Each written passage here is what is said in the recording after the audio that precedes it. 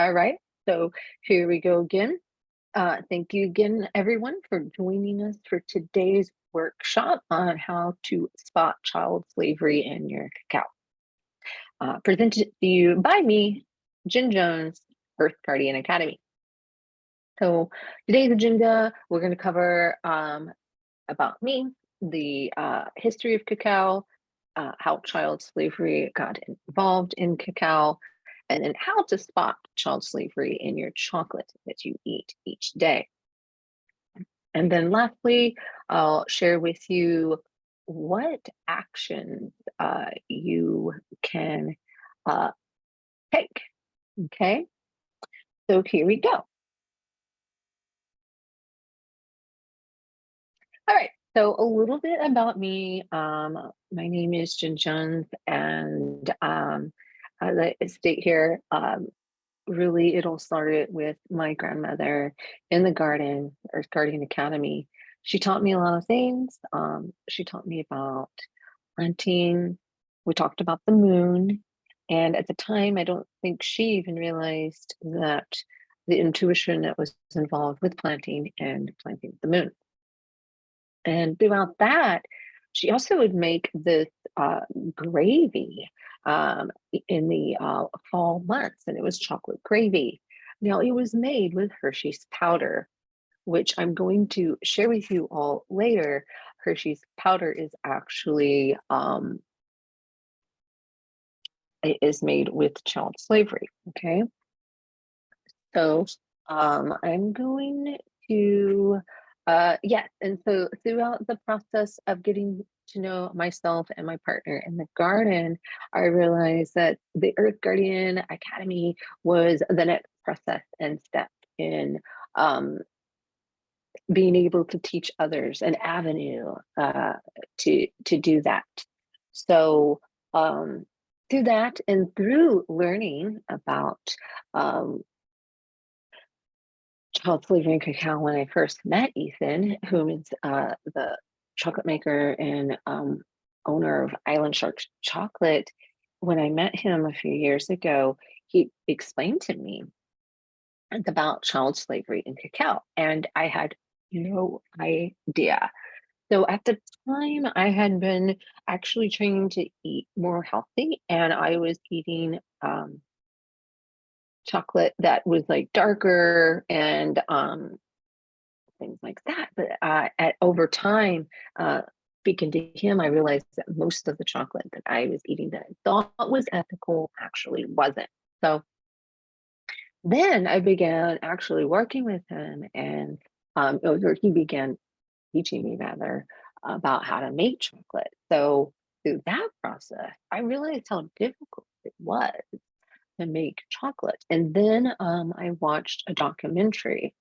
And so the documentary is called The Dark Side of Chocolate. And I definitely highly recommend it. And I have the link here at the end of this presentation.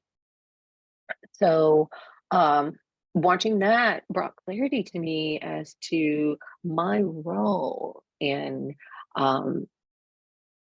being an advocate, a chocolate maker, a moon gardener, and then lastly, throughout all my life and all my career for the last 20 years, no matter what job I'm in, I always get into the role of trainer. And so as I worked with Nicolette Netney with the Metaboss Collective, I was able to learn that actually I am a natural coach. I'm natural at creating structure and providing formats for people to follow. So I was through that and through that knowledge, and again, working with Ethan, learning, working with him and his nonprofit for a little bit about, learning about the process and everything involved with making chocolate. I was like, okay, now that I have all this knowledge and all this training, it's been basically 3 years. I am now ready to share it with all of you. And so I've been developing Earth Guardian Academy. I've been developing some other tools But this workshop in particular is here to help you and help advise you on your chocolate choices, because right now is the time of the season and the year when a lot of people do purchase um, more chocolate. So you make cake, you make dessert, the holidays. So let's move on. And I could talk forever about the history of Partying Academy, and maybe I will actually make one whole video about that. But let's move on for now. And see here. Okay. So why advocacy in cacao? So I did touch upon that a little bit just a few moments ago as I was speaking, but basically, again, following the footsteps of my grandmother making lots of delicious desserts in the fall.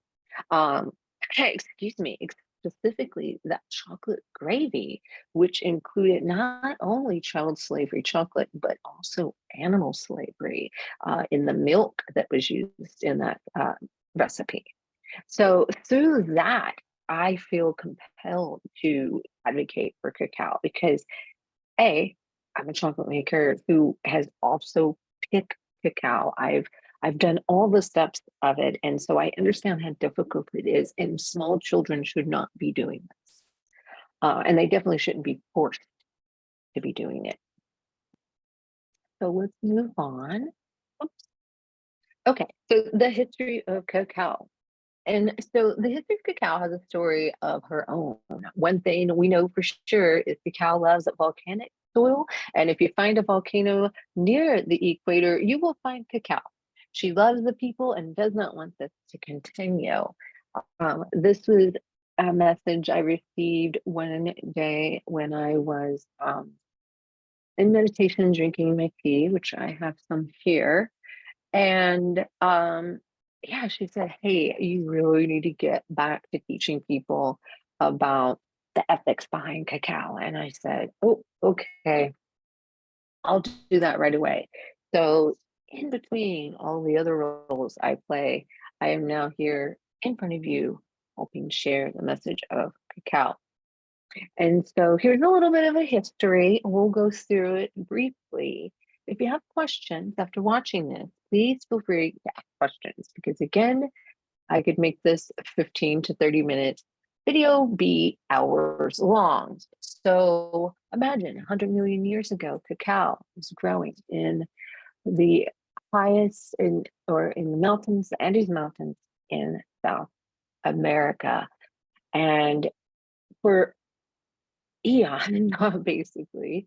She is just growing freely, and then humans begin to eat her around 1500 BC, 15,000 BC.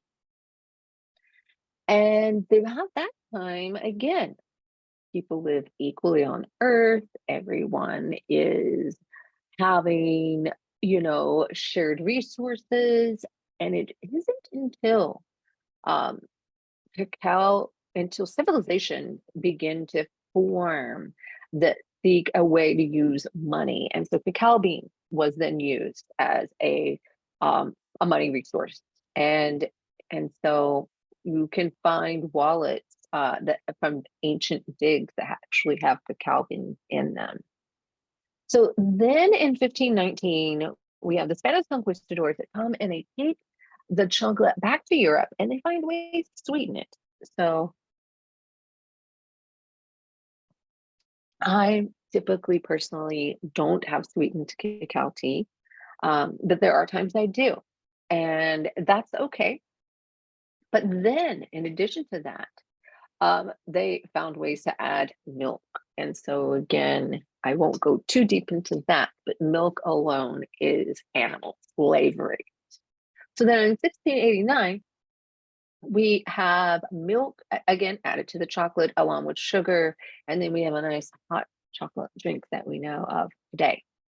And so that's great and wonderful.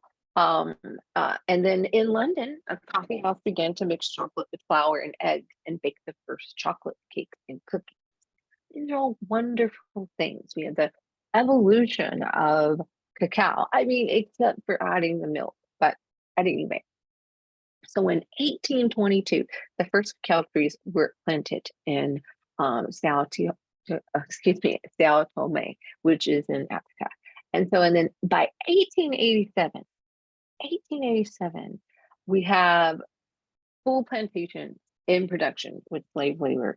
And so during that time, there was the evolution of that. But yes, once individuals planted these farms and realized how difficult it was to farm, they were like, gosh, we need to find some affordable labor. And then I think that labor slowly involved in slavery. Um, as you begin to research different forms of advocacy, you go and you dig into these wormholes, and some of the information blends. So if I come back with some additional facts for you, please also know if something I've stated, if the dates are a little off, apologies, because this is all based on research I've done, and there's still research out on this. So, and like we may find that these dates are even earlier, is where I'm going with this. So, at any rate, so history notes that slave trafficking occurred from Africa to the colonies in the U.S. between the 1500s and the 1800s. Okay, so as soon as trafficking slaves was no longer legal, that's when they had to find a way to use slave labor in countries where slavery was not regulated. And this is not just for cacao. This is all different industries. I am only going to stick to cacao, so I'll continue on. I just wanted to note that bullet. And this is a quote: "Without slaves, chocolate would have been a much more expensive commodity and might not have risen to the same popularity that it enjoys today." So that was a quote as I was doing my research. And so what this means is that honestly, cacao is sacred because the work involved to harvest it, to grow cacao, to harvest it, to then transform it into even the cacao tea, and then to chocolate even further, is a lot of work. And so, because of that, uh, slavery has been how they've gotten it done, and how you can get a really cheap candy bar at the convenience store today because it's still happening. Children are being trafficked. I said we're here, but they still are up to this day, from other parts of Africa to Ghana and other countries in that region that grow for big chocolate. So I'm going to recommend, again, the documentary, The Dark Side of Chocolate, because in there you'll learn a lot more of the information I'm just briefly touching on here. So again, removed from the families and unable to run away back home because they're trafficked from their other countries, like Mali and other countries. So why does slavery need to be eradicated? Because it literally is the worst forms of child labor. I mean, there's lots of different child labor. So in conversation with other advocates, I've been asked, why this one, Jen? Why is this the worst? It's because these are children carrying machetes, and they're also being kidnapped. Or at times, they will go there thinking they're going to get money for their families, but then they don't. So they really are being kidnapped. Um, so, and then here we go. Here, cacao was originally brought to West Africa by European chocolate companies. I was just hitting on this note again, seeking to grow it where labor was cheap or free, and that colonial legacy exists in the chocolate industry today. As the chocolate industry has grown over the years, so has the demand for cheap cacao and chocolate. And I believe that's actually a quote from one of Ethan Swift's presentations, because I've sat in many of his um, discussions and presentations about this topic, and who has inspired me to talk about it to you today is that, and like that's what I pulled from one of his presentations that in our discussion. So yeah, let's keep moving on. And so how to spot child slavery in your chocolate. Okay, so I want to give everyone, looks like I have a little line through here, but that's not intentional. But I wanted to give everyone here just a chance to have a quick checklist here. And I'll post this in the Regarding Academy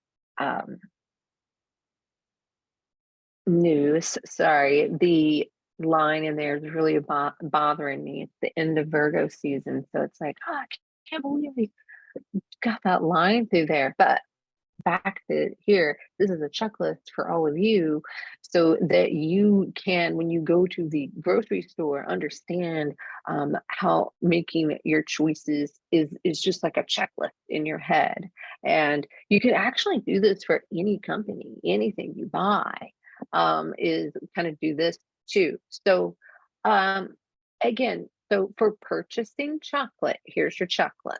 Okay, so you can look for the fair trade, but fair trade does not always mean slave free. And that's because it, to be certified farm is one thing, but then to be an inspected certified farm is another. And then only of all the chocolate and cacao that's mass produced, only 5% of it, of recent data shows that it comes from even a fair trade certified farm.